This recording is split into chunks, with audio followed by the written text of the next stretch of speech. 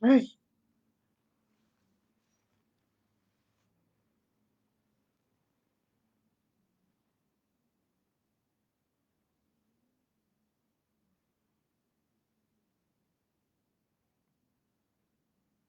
buenas noches, compañeros, ya estoy aquí. Miren, no sé qué pasó en realidad. Em, estaba, ya lo tenía preparado, pero se desconecta, no, no sé. La verdad es que no conozco mucho. Apenas estoy aprendiendo aquí, entonces, pero la cuestión es que no estaba conectada, y eso sí lo sabía. Buenas noches a todos, mucho gusto. Hoy sí, la última clase, amigos, porque ya van, híjole. Va, entonces espero. Están en clase de penal, me están contando. Miren, hoy sí me alegro porque yo no me había conectado. ¿Quieren? Les doy 2 minutitos para que puedan salir entonces. Bueno, yo espero, no tengan pena. Espero un ratito. De todas maneras, yo me conecté tarde. Vamos a ver.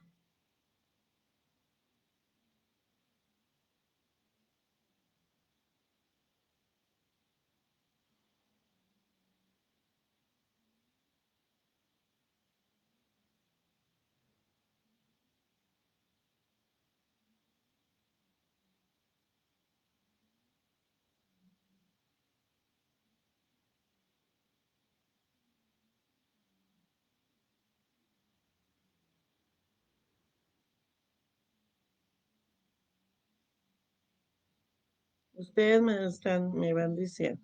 Ya terminó la clase. Ah, bueno, pero ya no tienen clase de penal entonces.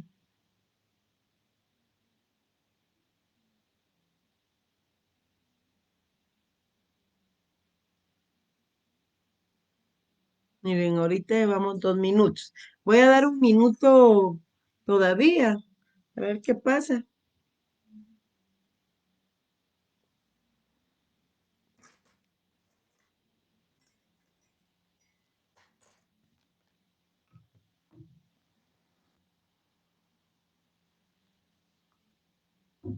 Es nuestra última clase.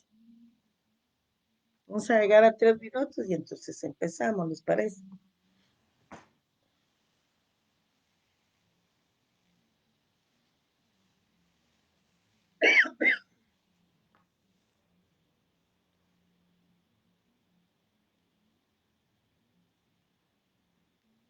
Buenas noches. Ahorita vamos a llegar a los 3 minutitos.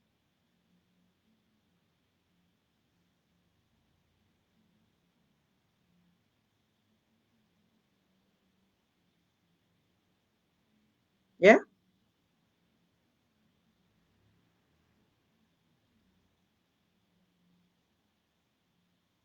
¿Ya ven que si empezamos?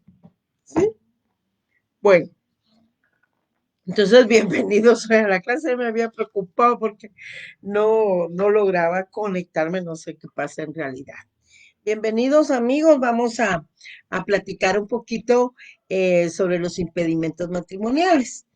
Pero antes quiero hacerles dos anuncios, por favor.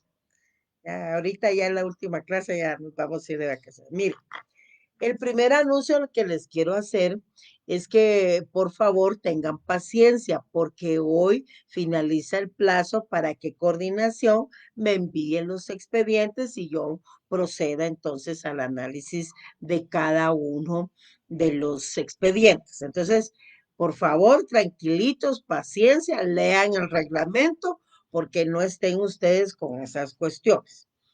No sé si aquí está el compañero que se examina en una sección y se examina en otra. Vamos a analizar el caso, vamos a ver qué dice el jefe del departamento, si es que está aquí. Pero yo voy a analizar cada caso y lo voy pasando a donde corresponde. ¿De acuerdo? El otro anuncio que les quiero hacer es que el día martes siguiente a nuestro descanso de Semana Santa, vamos a cambiar plataforma, Dios primero.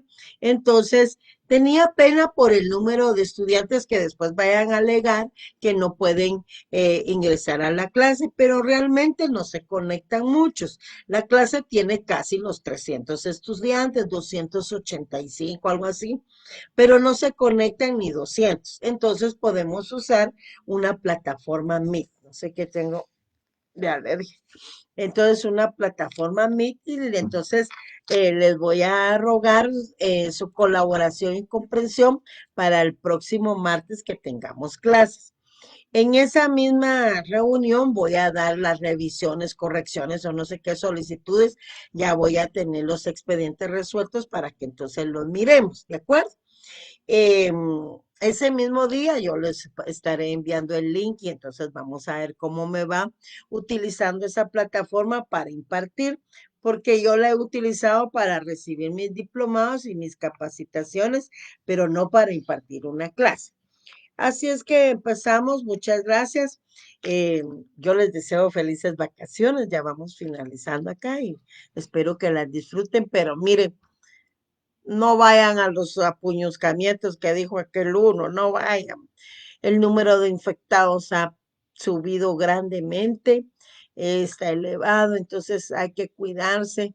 Ustedes si son jóvenes y sanitos, pues lo pueden soportar, pero uno ya grande y con limitaciones de salud es diferente. Entonces, yo se los digo porque ustedes pueden soportar eso, pero uno que se queda en casa, los hijos salen, los sobrinos salen, y el papá y la abuelita, los abuelitos estamos en casa.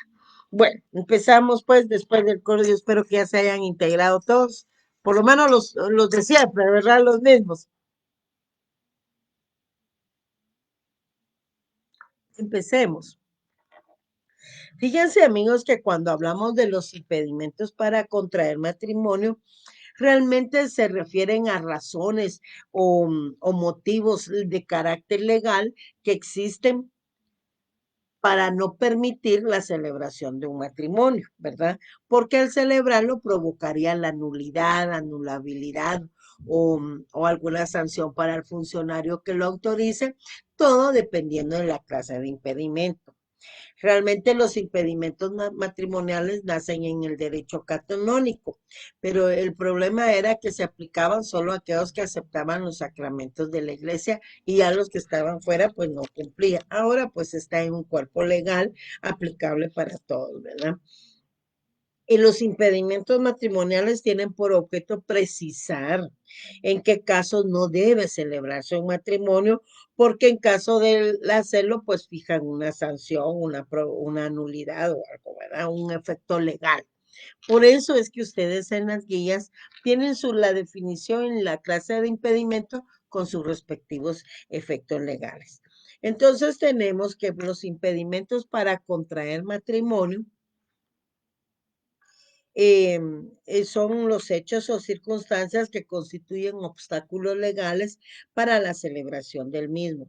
Estos se producen cuando no se han llenado los requisitos que la ley exige para la validez del matrimonio.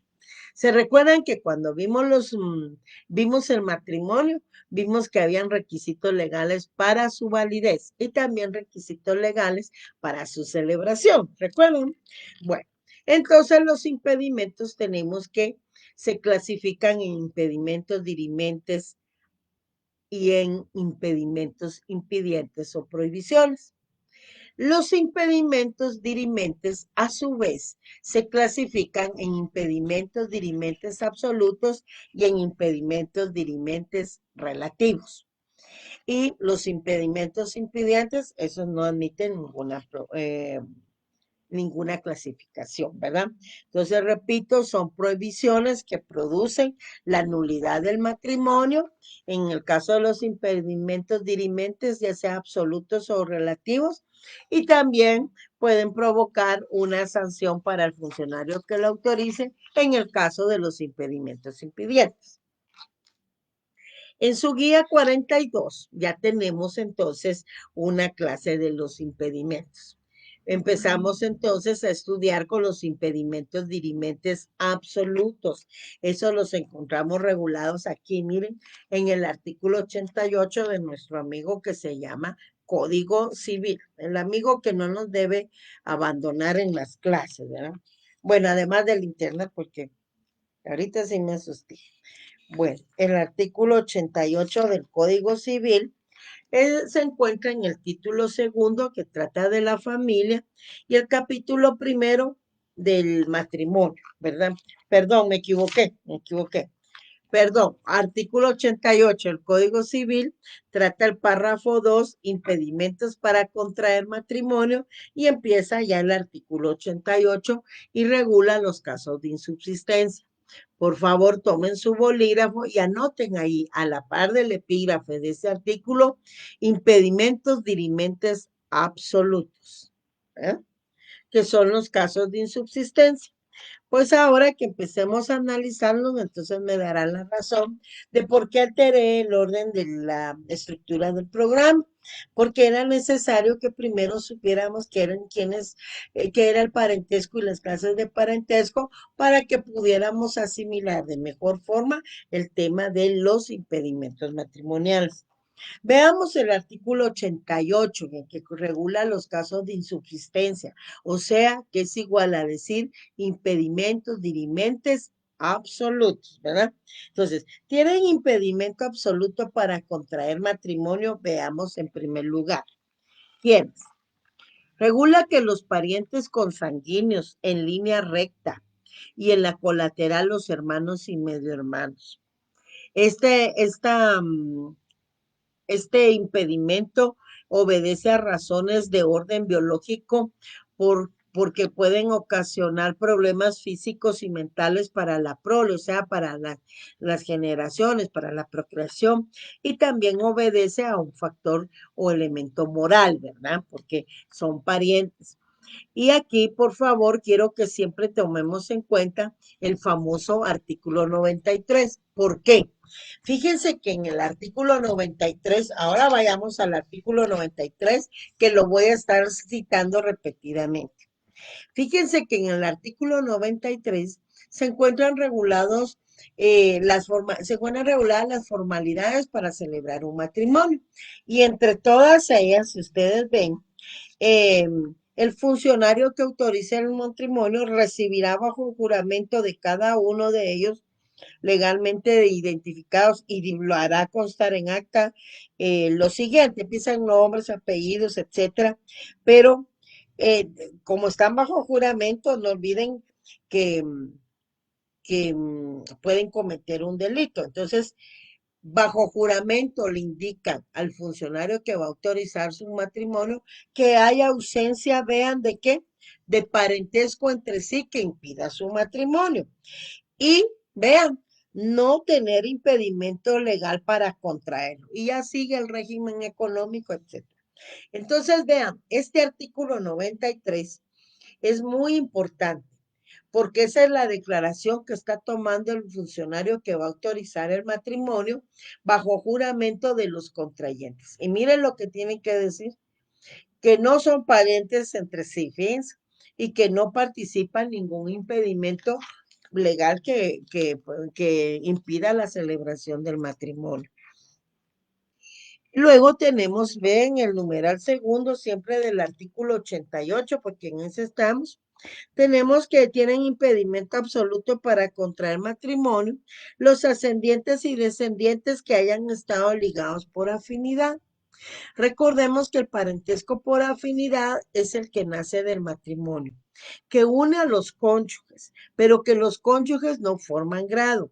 Une a los cónyuges, son parientes y los une con sus respectivos parientes consanguíneos. Por eso es que usted no se puede casar con su ex-suegra, no puede casarse con su ex-suegro, ni usted como nuera, ni usted como yerno, porque obedece también a razones de orden moral. Imagínense los parentescos que nacen ahí si el suegro se casa con la nuera, ¿verdad? Entonces, o con la exnuera, entonces provocaría desorden moral, social, ¿verdad? Muy traumatizante entonces después para toda la familia.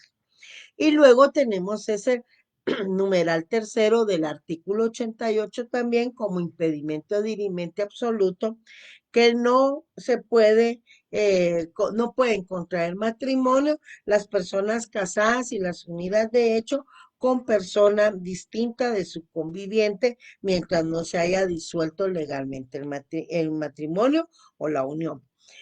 Ambas, la unión de hecho la vamos a ver posteriormente, porque vamos a ver que la unión de hecho necesita para que sea declarada cumplir con una serie de requisitos. Por lo menos exige la legislación una convivencia por más de 3 años, que hayan cumplido con los mismos fines del matrimonio, etcétera, etcétera, que vamos a ir viendo posteriormente. La bigamia, entonces, no está aceptada dentro de nuestra legislación. Por eso solicita que si usted tiene un matrimonio, debe primero disolver ese a través del divorcio y entonces ya contrae su nuevo matrimonio. Si usted está unido de hecho con otra persona, por favor, cese esa unión. Ahí aplica la cesación. Cese esa unión y entonces usted ya se puede casar libremente porque van a tener su libertad de Estado.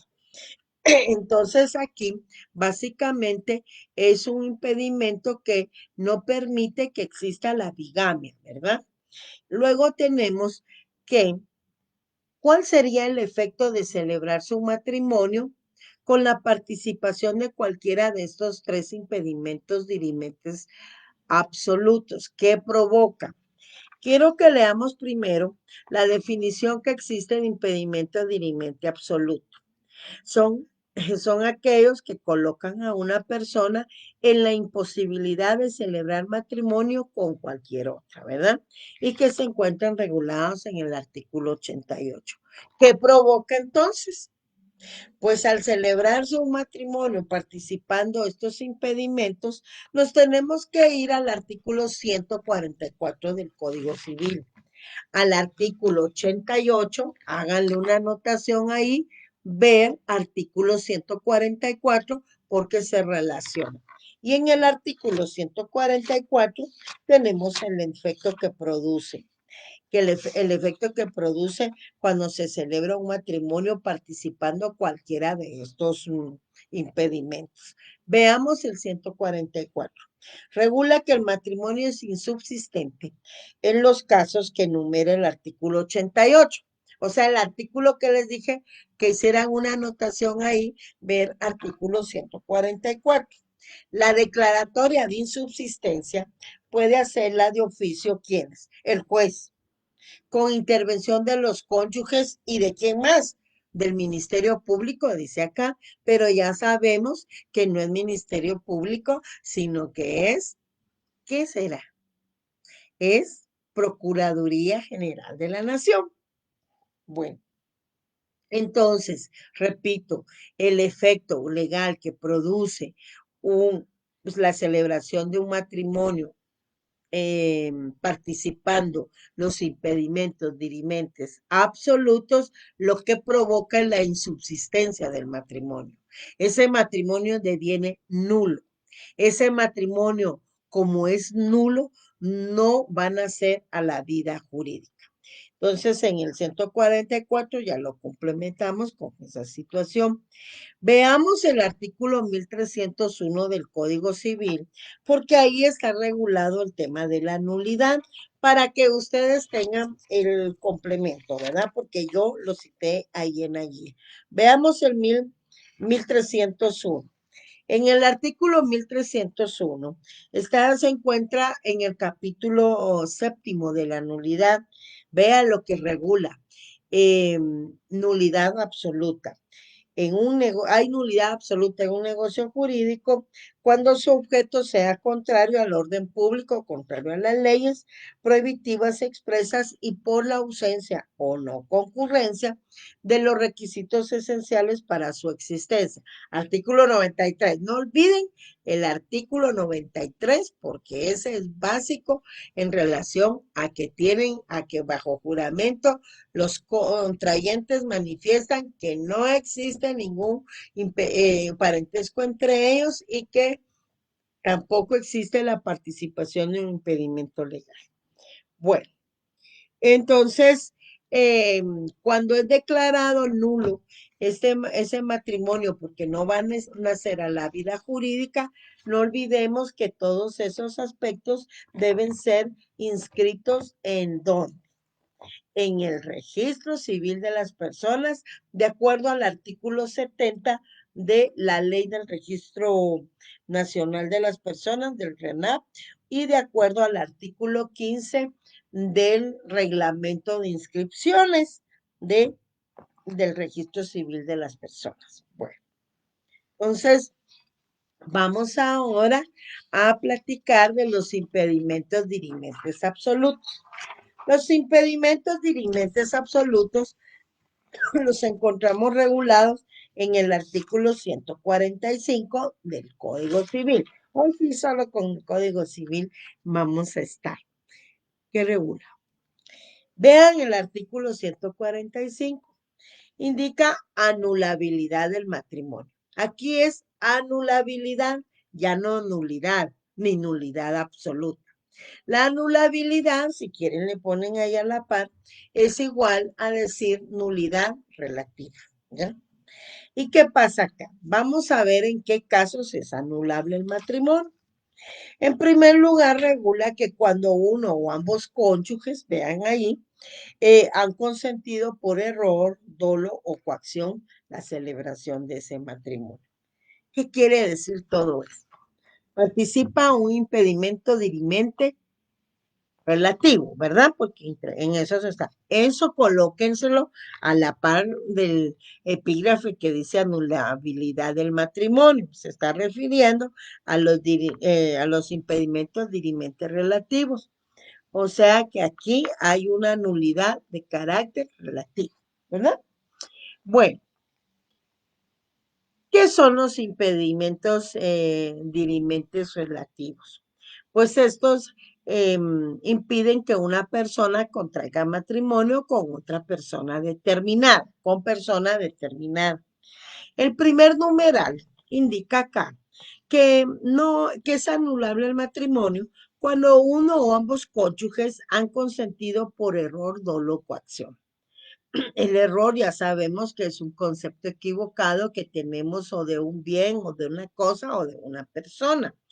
Pero el error en este caso, de acuerdo al artículo 146 del Código Civil, esta clase de error recae sobre la identidad personal del otro contrayente. ¿Ya?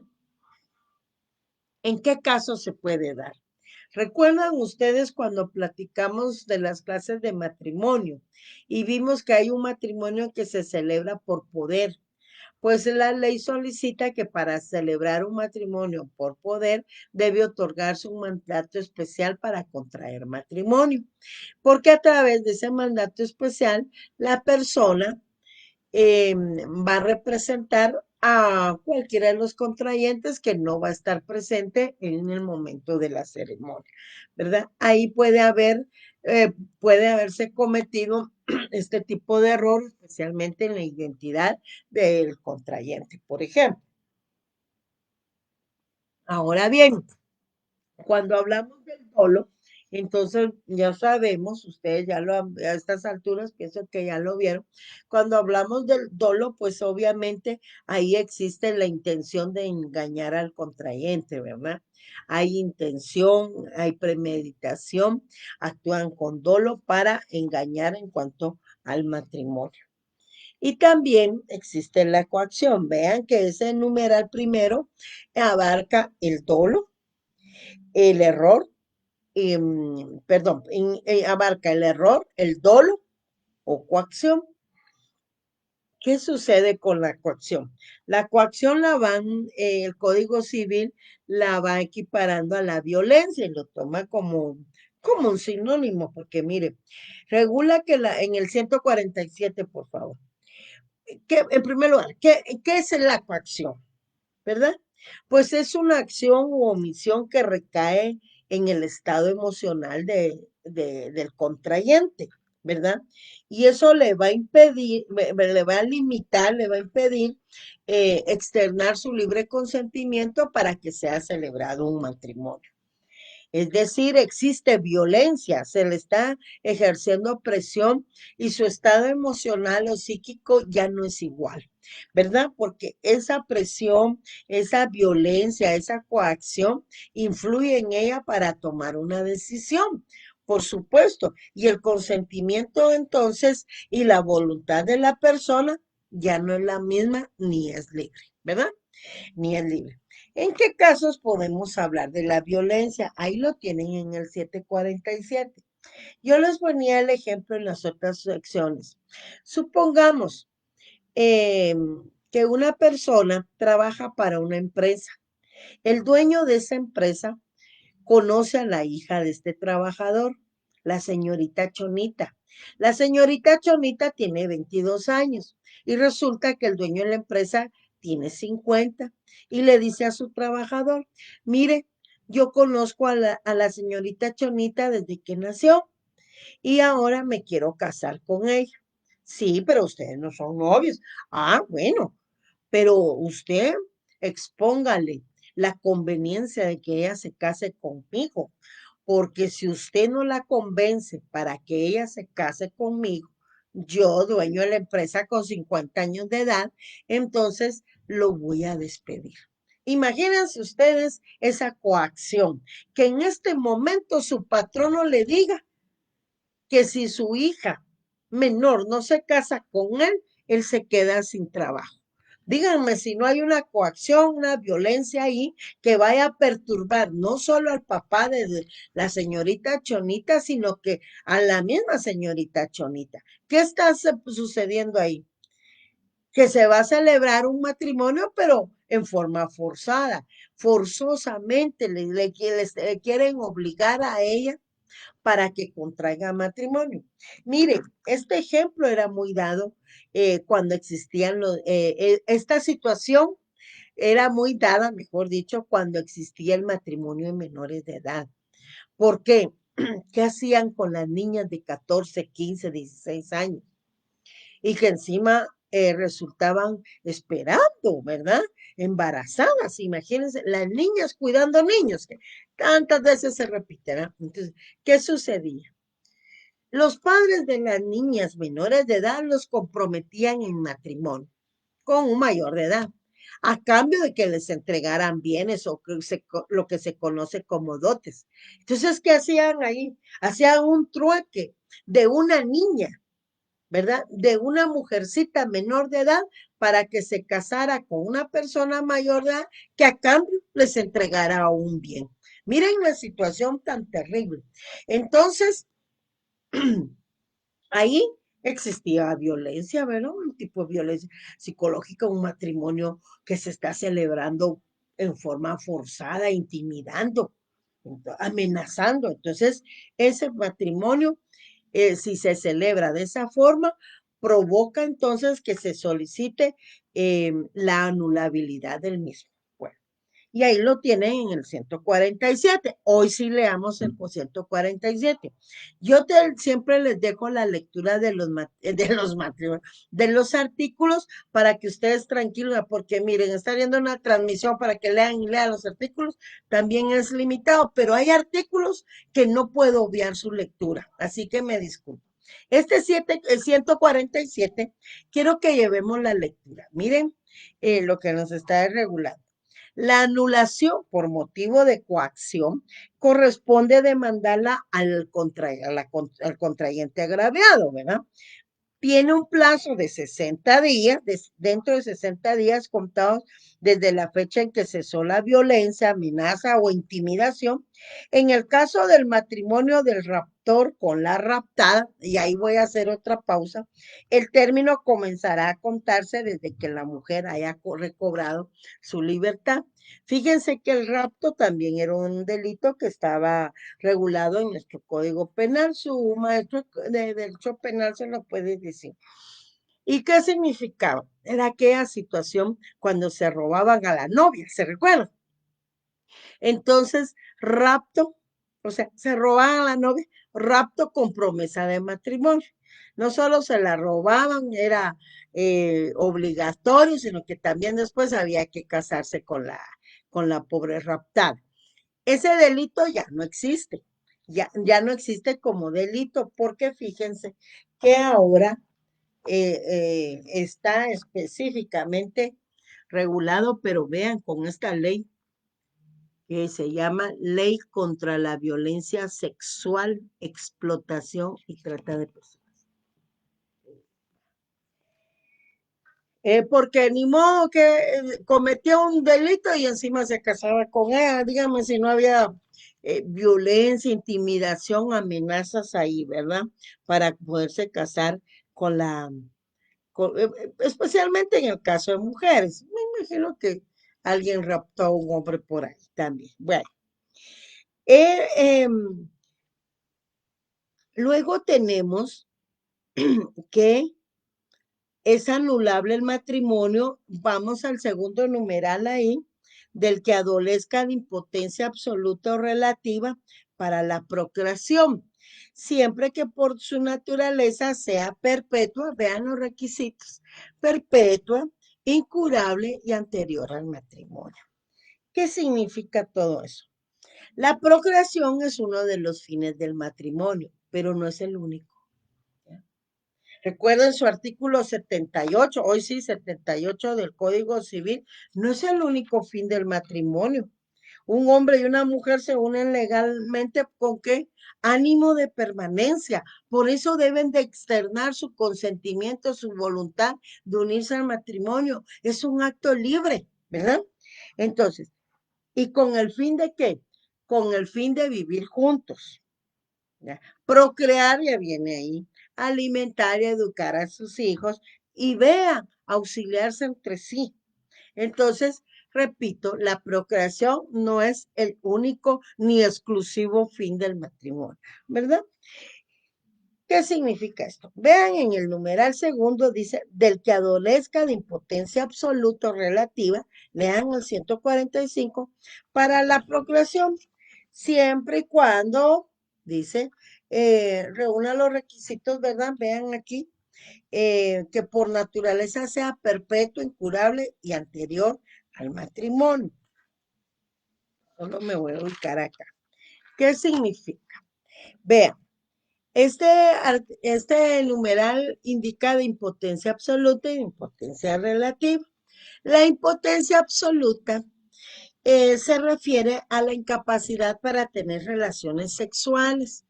Y esa incapacidad puede ser por motivos psicológicos o biológicos o problemas que tengan en sus órganos sexuales. Bueno, pero también está la impotencia relativa. Esa impotencia relativa es la falta de aptitud o la inaptitud para la procreación o para engendrar. Sin embargo, vean, no olvidemos siempre que nuestro Código Civil data de 1964 en cuanto a su vigencia. Pero ahora, no olvidemos que hay diferentes sistemas, tratamientos para la procreación, inclusive la inseminación artificial. Ese tema lo vamos a ver posteriormente también y para ello va a ser invitado un profesional especialista en este tema, en esta situación de inseminación artificial que además de ser médico, pues es abogado. Ahí lo vamos a tener y lo vamos a invitar. Luego tenemos que es anulable el matrimonio de cualquier persona que padezca incapacidad mental al celebrar. Obviamente, si estamos hablando de una incapacidad mental, ¿quién lo va a determinar? Pues el dictamen de un experto. ¿Y quién es el experto? Un médico, ¿verdad? Porque lo, nor- perdón, lo normal es que estemos casados con personas también que estén en el pleno goce de sus facultades mentales. ¿Por qué? No olvidemos que dentro del matrimonio debe existir el consentimiento, ¿verdad? Para contraerlo. Hay que manifestarlo expresamente. El funcionario cuando recibe el consentimiento, su deseo de unirse en matrimonio, entonces los declara ya unidos en matrimonio, ¿verdad? Y debe ser una aptitud libre, ¿verdad? Eh, y por eso es una actitud libre y por eso los contrayentes deben de manifestar el mismo sin violencia, sin coacción, sin amenazas. Y por supuesto que esté repitiendo por la clase del numeral tercero que se encuentre la persona mentalmente capaz, porque recuerden que viene la convivencia y si no está en sus plenas, si estando supuestamente en el pleno goce de sus facultades, hay cuestiones o situaciones que no, que provocan que no sea tan amigable la convivencia. Imagínense si uno no se encuentra en sus plenas facultades mentales, ¿verdad? Entonces puede provocar también la anulabilidad del matrimonio. También existe el numeral cuarto que regula como impedimento dirimente relativo y aquí en este otro caso es anulable el matrimonio del autor cómplice, cómplice o encubridor de la muerte de un cónyuge con el cónyuge sobreviviente. Este impedimento también es de orden moral, ¿verdad? Y defensa y defiende las buenas costumbres. ¿Por qué? Porque está evitando que se cometa, al regularlo como impedimento, está evitando que se cometa un delito para contraer matrimonio con el sobreviviente. Imagínense eso. Entonces, se está cometiendo un delito, mandan a matar al pobre eh, cónyuge y después se casa el otro con el cónyuge sobreviviente. Eso también provoca una anulabilidad del matrimonio porque es la participación en un impedimento dirimente relativo. Situación diferente sucede en el caso de que se fallezca el cónyuge por COVID. Entonces, queda viudo o queda viuda. Y ahí no hay limitación y pueden contraer un nuevo matrimonio. No lo vayan a ir a contagiar con hecho pensado ahí con dolo para casarse con el sobreviviente. Otro chiste de nuevo. Bueno. Entonces, ya vimos las cuatro situaciones o las cuatro clases de impedimentos dirimentes relativos que se encuentran regulados en el artículo 145 del Código Civil. ¿Qué provoca la celebración de un matrimonio con la participación de estos elementos, de estos impedimentos? Pues como estamos en la clase de impedimentos dirimentes y ahora relativos, lo que provoca es una anulabilidad del matrimonio, o sea, una nulidad relativa a diferencia de los impedimentos dirimentes absolutos que provocan una insubsistencia, una nulidad absoluta. ¿Y en qué difiere además una nulidad absoluta de una nulidad relativa? Ah, pues recuerdan que cuando leímos la nulidad absoluta, ¿quién la va a solicitar? La solicitan los contrayentes, ¿verdad? ¿Se recuerdan de eso? ¿Con intervención de quién? De la PGN, lo vimos. Y la puede declarar inclusive de oficio un juez. En la nulidad relativa, a diferencia de la absoluta, esta solo puede ser solicitada por las partes interesadas. Además de eso, existe un plazo para cada uno de los impedimentos dirimentes relativos y los interesados en ese plazo deben de ejercer esa acción para provocar la anulabilidad del matrimonio. Si no lo realizan, entonces el matrimonio queda válido, ¿verdad? Y lo que tendrán que promover después será un divorcio. Pero después miramos el divorcio. Entonces quiero que vean ustedes ese artículo 145. Por ejemplo, para el numeral primero, cuando uno o ambos cónyuges han consentido por error, dolo o coacción, ahí tienen un plazo de 30 días según el artículo 146 y de 60 días según el artículo 147 que leímos. Ustedes tienen que leer a partir del 146 al 151. En el numeral segundo, del que adolezca de impotencia absoluta, etcétera, tienen un plazo de 6 meses según su artículo 148. En el numeral tercero, tienen 60 días según el artículo 150. Y en el numeral cuarto tienen 6 meses de conformidad con el artículo 149, todos del Código Civil. Quiero que leamos el 1303 del Código Civil y el 1303 del Código Civil, porque ahora estamos ante la anulabilidad, ¿verdad? O sea, ante la nulidad relativa. Ustedes el próximo año, cuando estén en el sexto semestre, no, en el quinto semestre van a estudiar la nulidad absoluta y la nulidad relativa como parte del negocio jurídico, de la doctrina del negocio jurídico. Entonces, veamos en el artículo 1303, nos regula que el negocio jurídico es anulable, o sea, es igual a decir nulidad relativa. Entonces, por incapacidad relativa de las partes o de una de ellas y por vicios del consentimiento. Luego lo relacionamos con el artículo 1257. Vamos. ¿Qué nos regula? Capítulo 2, vicios de la declaración de voluntad, 1257. Es anulable el negocio jurídico cuando la declaración de voluntad emane de error, de dolo, de simulación o de violencia. La nulidad no puede pedirla o demandarla a la parte que hubiere causado el vicio, solo el afectado, la parte interesada.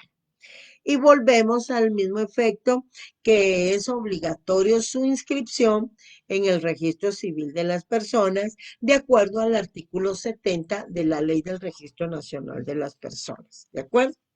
Entonces, repito, cuando hablamos de los impedimentos dirimentes absolutos contenidos allá, regulados en su artículo 88, el efecto es que el matrimonio es nulo o insubsistente, una nulidad de carácter absoluto, ¿verdad? Y cuando se celebra un matrimonio participando cualquier impedimento dirimente relativo, su efecto es que el matrimonio es anulable. Es decir, que pueden solicitar que ese matrimonio no produzca efectos solo las partes interesadas, siempre y cuando lo hagan en los respectivos plazos que hay para cada uno de los casos regulados en ese artículo. Ahora pasamos al artículo, a la guía conceptual número 44. Porque hemos culminado con los impedimentos dirimentes, ¿verdad?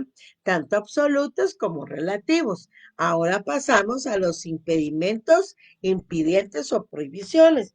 Estos impedimentos se encuentran regulados en el artículo 89. Ahora, a 8.9. Ahora vayámonos al 89.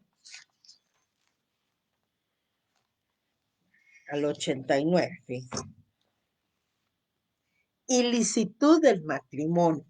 Impedimentos, impidientes. Anótenle ahí a la par del impedimentos, impidientes o prohibiciones. Ya ni hablar puedo. Entonces, se encuentran regulados ahí en el artículo 89. Están formados siempre por prohibiciones.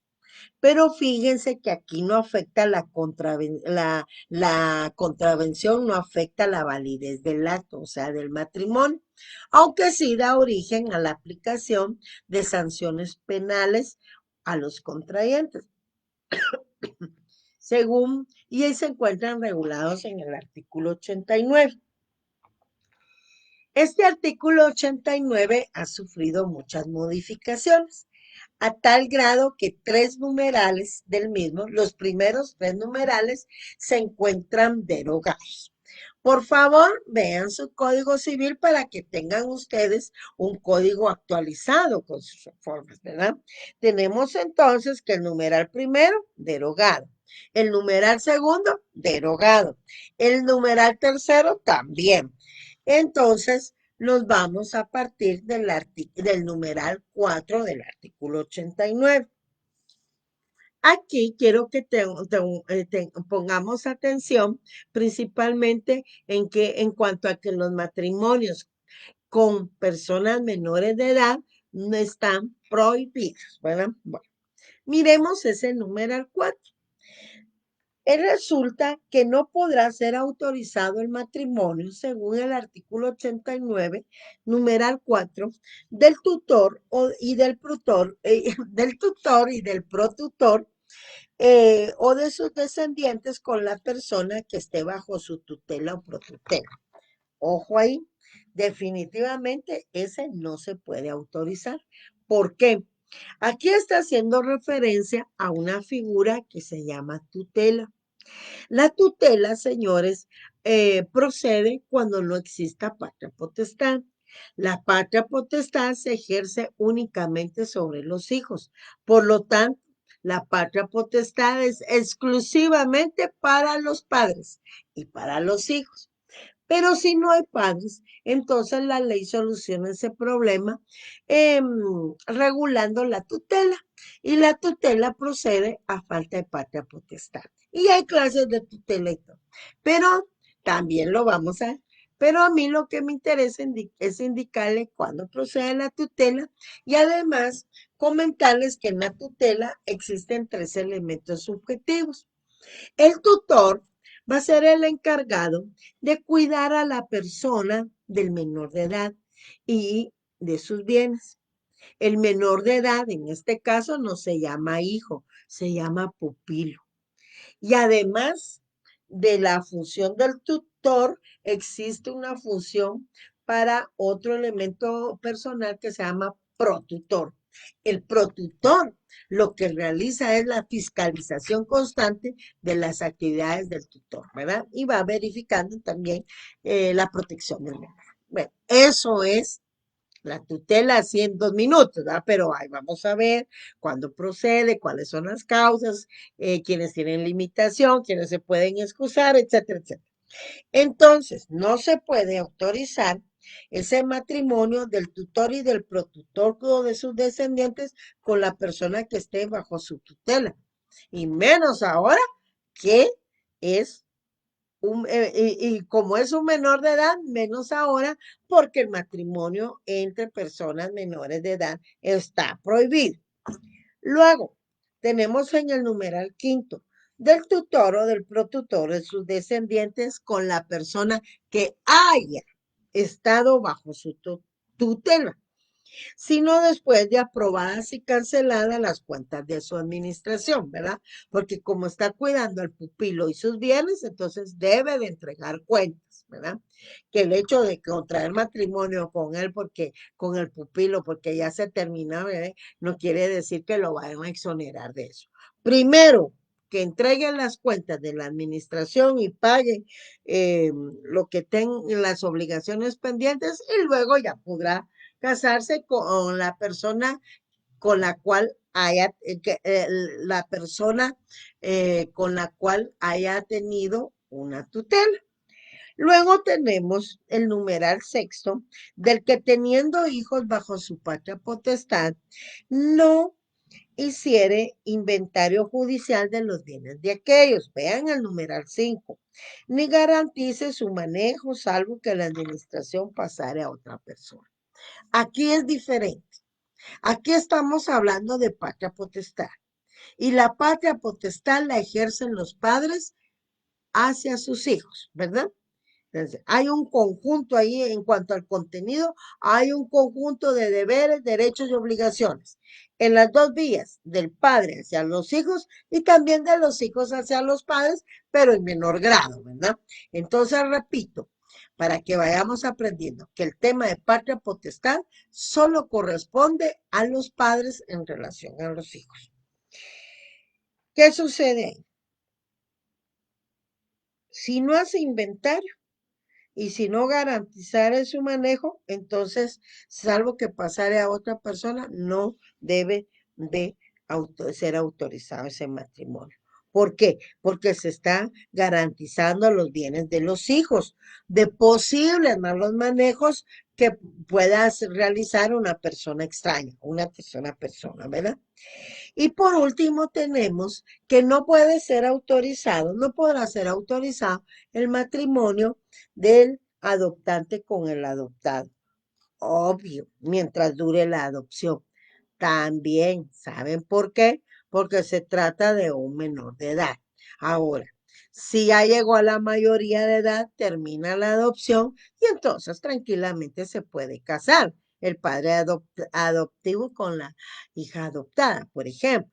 Pero cuando haya finalizado la adopción, y esa va a finalizar a los 18 años, porque es una cuasi patria potestad. Bueno, entonces vean, si participa cualquiera de estos impedimentos, impidientes o prohibiciones, aquí no va a provocar que el matrimonio sea nulo o anulable. Aquí no va a provocar una nulidad absoluta o una nulidad relativa. Aquí resulta que de conformidad con el artículo 90, el matrimonio es válido, pero sí habrá sanciones para quienes, para los funcionarios que para los funcionarios que lo autorizaron y también para quienes estuvieran involucrados. Veamos ese artículo 90. Si suena la puerta y ni hagamos caso. Vean ese artículo 90. Sanciones. Es lo que me interesa. Y por favor, con su respectivo resaltador. Vean lo que es. Si no obstante lo prescrito en el artículo anterior fuere celebrado el matrimonio, el artículo anterior es el 89, el que contiene los impedimentos, impidientes o prohibiciones. Entonces regula que este será válido. Subrayen eso. El matrimonio será válido, pero tanto el funcionario como las personas culpables de las infracciones serán responsables de conformidad con la ley y las personas a las que se refieren los incisos 4 y 5 perderán la administración de los bienes. Que se refiere el 4 y 5, numerales del artículo 89, se refiere a la tutela, ¿verdad? Bueno, entonces ellos pierden la administración de los bienes de los menores y no podrán sucederles por intestar, ¿ya? Si el funcionario, vean el 91, aplicable a todos los impedimentos. Si el funcionario 91 que interviene en el acto tuviere conocimiento de la existencia de algún impedimento legal, fíjense que ustedes no se pueden casar porque ustedes son medio hermanos. Oh, ya por razón de oficio, por denuncia del MP o en su caso PGN o de cualquier persona, ordenará la suspensión de las diligencias matrimoniales y no podrá proseguirlas sino hasta que los interesados obtengan una resolución favorable por la autoridad competente. Si la denuncia no fuere ratificada, quedará sin efecto. Porque aquí el matrimonio es válido, ¿verdad?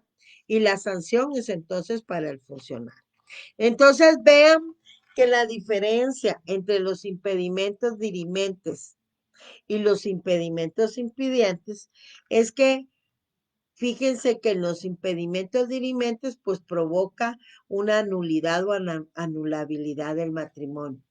En los impedimentos impidientes, ahorita vimos regulado en el artículo 90, ya vimos que el matrimonio será válido, pero, dice, tanto el funcionario como las personas culpables de la infracción, etcétera, etcétera, serán responsables. ¿Ven entonces esto?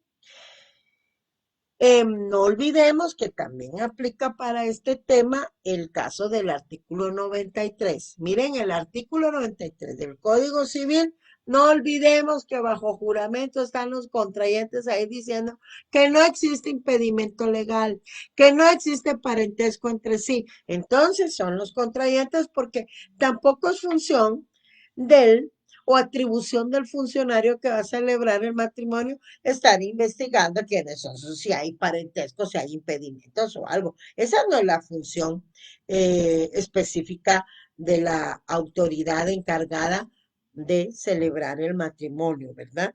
Por eso los contrayentes están jurando ante autoridad competente. Ahora bien, ya voy terminando. Ahora bien, en la guía 45. Yo sé que varios lo van a criticar porque eso es muy fácil, ¿verdad? Van a criticar tanta bulla con las guías y solo está transcribiendo los artículos. Muy bien, les voy a informar por qué. ¿Qué es lo que pretendo con elaborar esta guía? Sí, con la transcripción de los artículos del Código Civil, pero no voy a transcribir otra ley. Ven, ¿qué pretendo? Que ustedes, a simple vista, verifiquen las clases de impedimentos. Entonces, aquí hay 4 columnas. En la primera columna encontramos los impedimentos dirimentes absolutos. ¿En qué artículo está regulado y cuál es su efecto? En la siguiente están nuevamente citados los impedimentos dirimentes relativos con su artículo de soporte y también su efecto, el efecto que provoca. Pero en una hoja pueden ver ustedes así fácilmente la clase de impedimento y el efecto que provoca. Y en la tercera columna encontramos los impedimentos, impidientes o prohibiciones y su efecto. En los casos de la nulidad y la anulabilidad, creo que se los comenté, el juez manda a publicar esa sentencia en el diario oficial.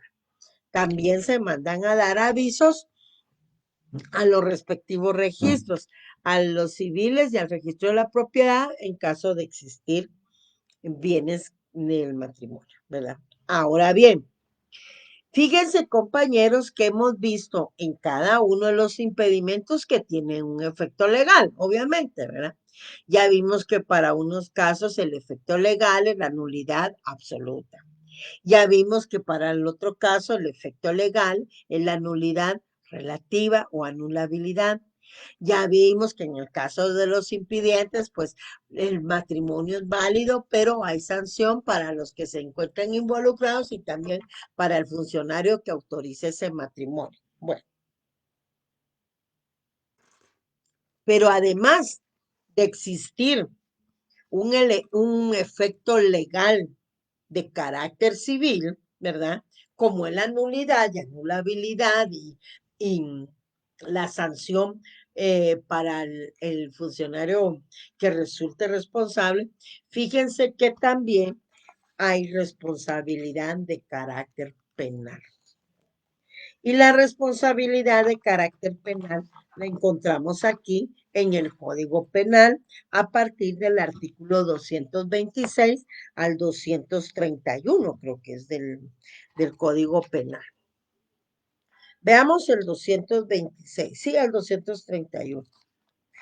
En el artículo 226 encontramos regulado el famoso matrimonio ilegal. ¿Y cuando se comete ese delito de matrimonio ilegal? Vean esto. Quien contrajere segundo o ulterior matrimonio sin hallarse legítimamente disuelto el anterior será sancionado con prisión, etcétera, etcétera. La bigamia, repito, no está permitida en nuestra legislación. Si tú estás casado, primero te divorcias y te casas. Si tú estás con una declaración de unión de hecho, primero solicitas el cese de esa unión y te casas, que no existe limitación alguna para ninguno de los contrayentes y se comete ese delito. ¿Eh? Hay otro delito en el artículo 227 que se llama ocultación de impedimentos. Vean este aquí. Quienes contrajeren matrimonio sabiendo que existe un impedimento que causa su nulidad absoluta, si causa la nulidad absoluta, no se está refiriendo el Código Penal a los regulados en el artículo 88, es decir, a los impedimentos dirimentes absolutos y serán sancionados con prisión. Y también regula que se aplica a quien contrajere matrimonio sabiendo que existe la participación de de un impedimento que causa nulidad absoluta. Repito, los impedimentos que causan nulidad absoluta son los impedimentos dirimentes absolutos que se encuentran regulados en el artículo 88 del Código Civil. Luego tenemos en el artículo 28 la simulación. Vean para quién aplica la simulación. Ojo ahí. Quien engañando a una persona simular el matrimonio con ella será sancionado con prisión de tal. Igual sanción, vean, participa para quienes con ánimo de lucro, otro propósito ilícito o con daño a tercero. Ahí miren lo que vimos allá contrajeren matrimonio exclusivamente para cualquiera de esos efectos, sin perjuicio de las otras responsabilidades que pudieran derivarse de su acción. Existe en el artículo 230 también la celebración ilegal. Vean, ¿quién puede cometer este delito? Quien sin estar legalmente autorizado. O sea, usted no es notario, usted no es alcalde, usted no es concejal, usted no es ministro de culto debidamente autorizado por el Ministerio de Gobernación, usted no puede, entonces, ¿qué? Celebrar un matrimonio civil o religioso. Entonces, como no está legalmente autorizado, será sancionado con multa y etcétera, ¿verdad? Y existe la responsabilidad de representantes que se aplica para los casos de tutela y para el tutor y protutor en el caso de tutela. Artículo 231. El tutor o protutor que antes de la aprobación legal de sus cuentas contrajere matrimonio o presentare su consentimiento para que lo contraigan sus hijos o descendientes con la persona que tuviera y hubiera tenido bajo su tutela, a no ser que el padre de ésta lo haya autorizado, será sancionado con multa. Entonces, hay efectos, en conclusión, de carácter civil, porque ya lo vimos, pero también hay sanciones penales, porque hay hechos constitutivos de delito y ahí los tenemos a partir del artículo 226 al 231 del Código Penal. Compañeros, amigos, muchísimas gracias. Perdonen el inconveniente, pero no lograba conectarme una cosa tan fea y ya estaba nerviosa porque uno no sabe qué hacer en estos casos, pero gracias a Dios logré comunicarme y gracias a Dios todavía algunos estaban en su clase de penal. Les agradezco mucho su comprensión, gracias a los que se conectan, gracias a los que me formulan comentarios, les estoy altamente agradecida. Y también entonces me despido con ustedes, descansen en esta Semana Santa, mañana ya no tienen clase, descansen, lean por favor también, eviten los apuñoscamientos, como dijo aquel uno, por favor cuídense, que es lo que les comentaba al inicio, cuidémonos mucho. Cuidemos, no, cuidémonos nosotros así personalmente, pero cuidemos también a los que viven con nosotros, ¿verdad? No olviden también que Dios primero, en la próxima clase ya la vamos a realizar en la plataforma de Meet. Vamos a ver cómo nos va. Yo les solicito su apoyo, su comprensión y sus sugerencias para la utilización de esa plataforma. Y ahí mismo daré la revisión aquí Es decir, de la transmisión de la clase, también daré eso. Muchísimas gracias. Buenas noches. Gracias por su comprensión. Se portan bien. Hasta pronto, amigos. Los quiero. Vivo los quiero para después de Semana Santa. Descansen.